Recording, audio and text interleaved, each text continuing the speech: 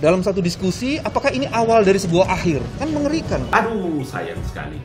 Ya, jadilah pembela hukum, pengacara yang profesional. Hanya saya pesan kepada salah seorang pengurus Demokrat kemarin, saya pesan, tolong Pak SBY dan AHY jangan tuding-tuding dia, kita objektif kok.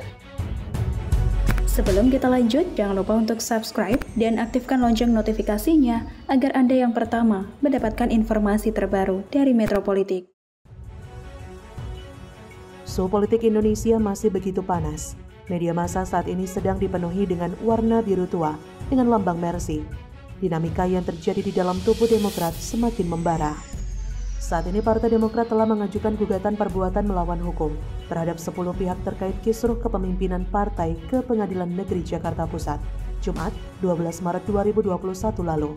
Gugatan itu dilayangkan Partai Demokrat bersama tim pembela demokrasi yang beranggotakan 13 praktisi hukum, salah satunya mantan Wakil Ketua KPK, Bambang Wijoyanto.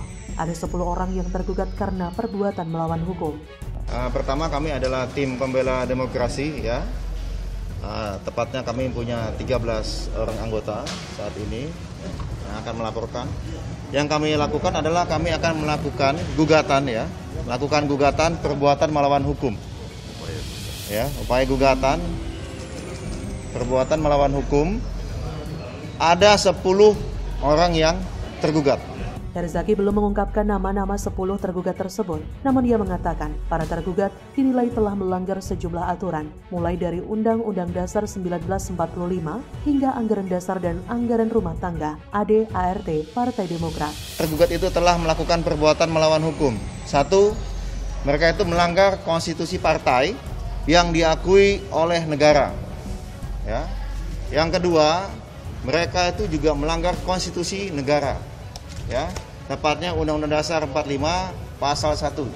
Karena Indonesia ini adalah negara hukum yang demokratis. Herzaki menuturkan para tergugat yang telah diberhentikan atau kader yang telah dipecat tidak dapat membentuk kepengurusan ataupun membentuk partai politik lagi yang sama dengan yang dipecat. Hal tersebut dinilai melanggar sejumlah pasal dalam Undang-Undang Partai Politik. Salah satunya, ketentuan dalam pasal 26.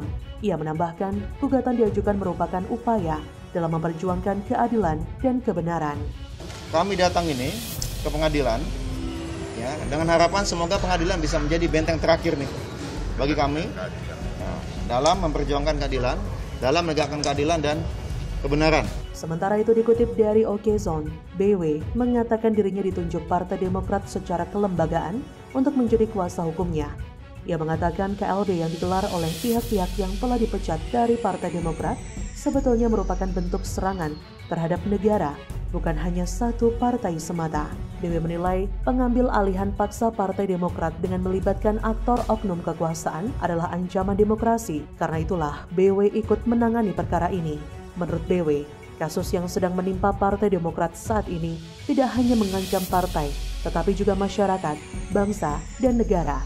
Bambang Wijoyanto menuturkan, kasus ini bukan main-main karena ada nama pejabat negara, yakni Kepala Staf Kepresidenan Muldoko yang terlibat dalam kisruh tersebut. Selain itu, lanjut BW, kisruh yang terjadi saat ini tidak hanya telah melanggar AD/ART Partai Demokrat, tapi juga konstitusi negara yang menyatakan Indonesia sebagai negara hukum yang demokratis.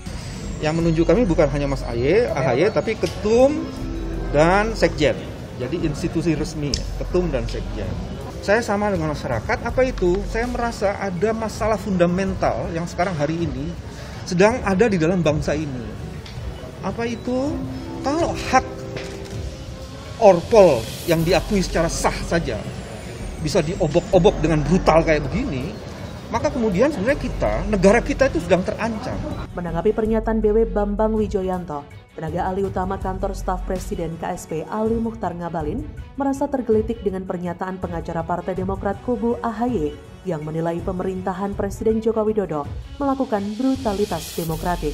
Ia menilai mantan pimpinan KPK keliru mengucapkan hal tersebut. Ia menilai BW salah sasaran dan tidak sepantasnya untuk menuduh Jokowi dalam kisruh partai berlambang Mercy. Dia menilai mantan pimpinan KPK keliru mengucapkan hal tersebut. Dia menilai BW salah sasaran dan tidak sepantasnya untuk menuduh Jokowi dalam kisruh partai berlambang Mercy. Menurut Ngabalin, pernyataan BW menyesatkan. Waktu saya ditanya apa komentar saya atas pernyataan Saudara Bambang Wijayanto, saya bilang lucu, geli, dan jijik.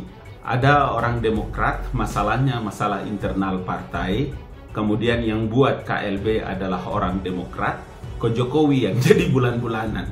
Ini ada kerangka berpikir yang keliru, menyesatkan publik. Dia menilai kata brutal sepatutnya tidak diucapkan oleh BW. Ngabalin justru mempertanyakan siapa yang melakukan tindak kekerasan dalam kesemrawutan PD. Ngabalin juga meminta agar BW bertindak selayaknya pengacara yang profesional, yaitu tidak menabrak hukum. Masa ada seorang tokoh seperti Bambang Wijayanto komentarnya seperti gitu? Aduh, sayang sekali. Ya, jadilah pembela hukum, pengacara yang profesional. Pembela hukum itu kan Anda tahu, itu kan penegak hukum, jadi jangan Anda menabrak hukum.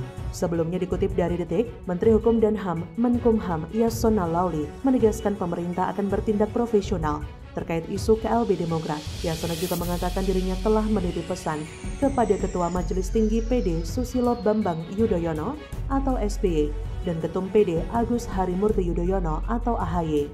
Dia berpesan agar ayah dan anak itu tak main serang tanpa dasar soal KLB Demokrat.